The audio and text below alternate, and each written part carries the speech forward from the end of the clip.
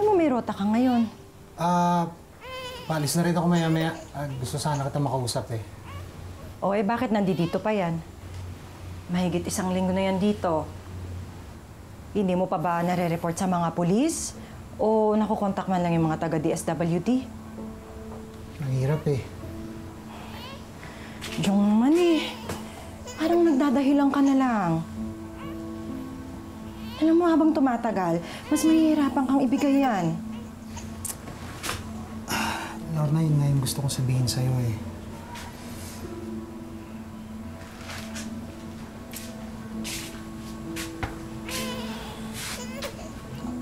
Ampunin na lang natin siya. Nahihibang ka na ba? Talaga bang gusto mo pang dagdagan yung mga gastusin dito sa pamamahay natin? Pwede ko naman dagdagan yung rota ko. Yun nga lang, medyo matagal ako mawawala. Tapos ako lahat mag-isa. Lalo na padating pa to. Tapos dadagdag pa yan. Alam kong mahirap, pero kinausap ko na si Aling Puring sa bayan. Tutulungan kanya dito sa bahay, pati sa pag-aalaga ng mga anak natin.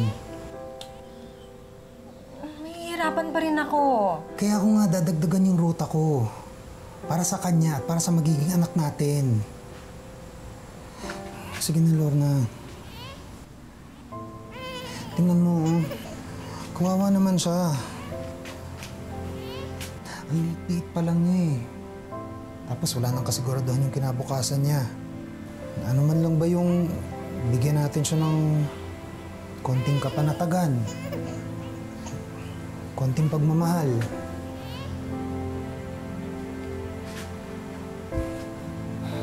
Basta. Ayoko pa rin sa batang yan. O yan, nagsasabi na ako sa'yo ng totoo. Ngayon lang yan. Baka kasi pinaglilihian mo lang siya. Pero sigurado ako pagdating ng panahon, mapapamahal ka din sa kanya.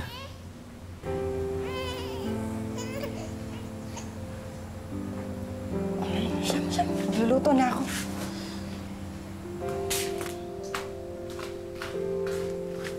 Baby, dito ka na.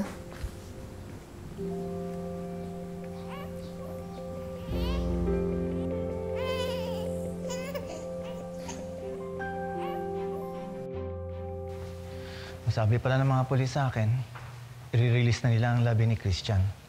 Pwede na natin siya iuwi sa Manila. Tsaka, ayon sa investigasyon nila, chemical fire daw nag-umpisa rin ng sunog. Dahil nakita nilang basag-basag lahat ng equipment sa warehouse.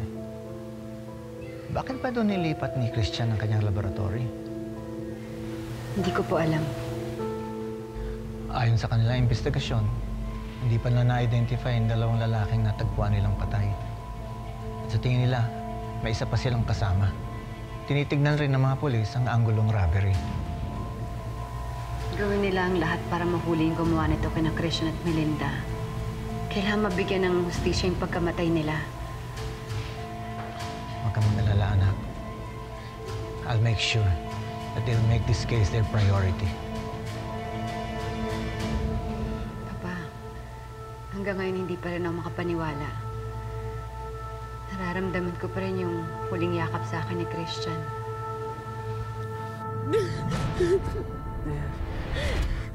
Huwag mo ko iiwan. Namatay na yung anak natin. Please lang, huwag ko namang mawawala.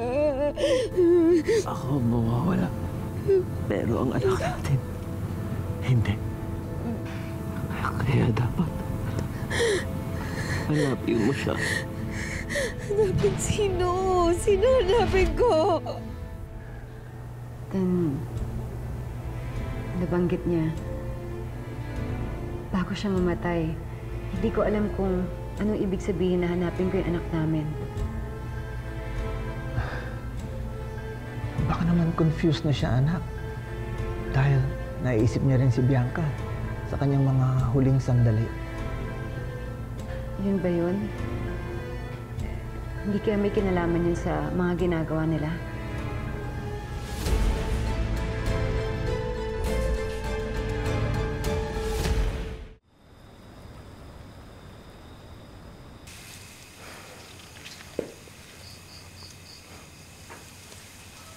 Mabuti na lang, no?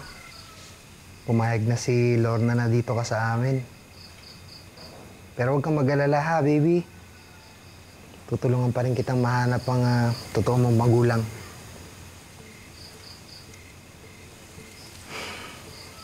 Kaso, itong notebook na iniwan na kasama mo, wala man lang pangalan, walang address, kahit phone number, wala.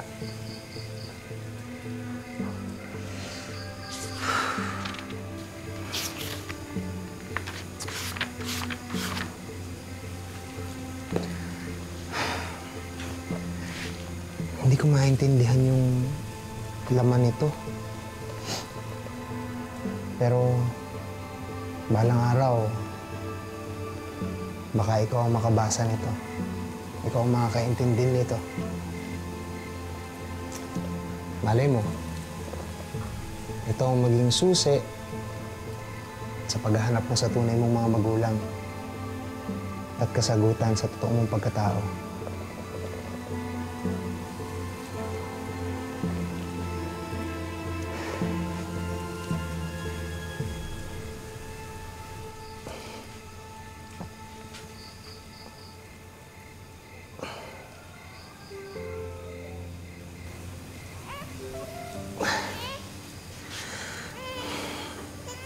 Pero huwag kang mag-alala, ha? Hindi ka namin pababayaan. At naniniwala ako na balang araw, mahanap mo rin yung tunay mong mga magulang. Basta huwag kang mawawalan ng pag-asa, ha?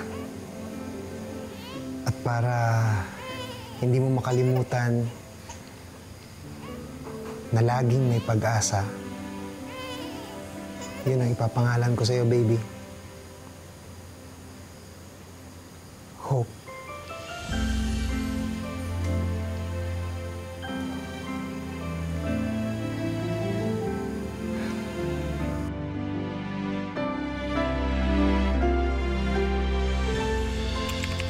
Hayaan mo, kapag dumating yung tatay mo, hihingi tayo ng allowance para may pamili kang bagong damit. Yay! Si Hope po ba meron din? Bakit ko naman bibigyan yung abnoy na yun? Siyempre hindi. Ako lang dapat, Nay. Gusto ko din ng bagong sapatos at laruan. Hayaan mo, pag may extra tayong budget, hihingi tayo. Hoy, Mare, may mga bagong dating na ukay galing Maynila. Uy, Mare, dapat mauna ako dyan, ha? Oo. Anak, mauna ka na sa bahay. Susunod ako doon, ha? Sige po. Tara, Precious, maglaro tayo. Sige. Uy, Mare, magpamanicure-pedicure ka naman sa akin. Tingnan mo yung mga ako kumupudpud.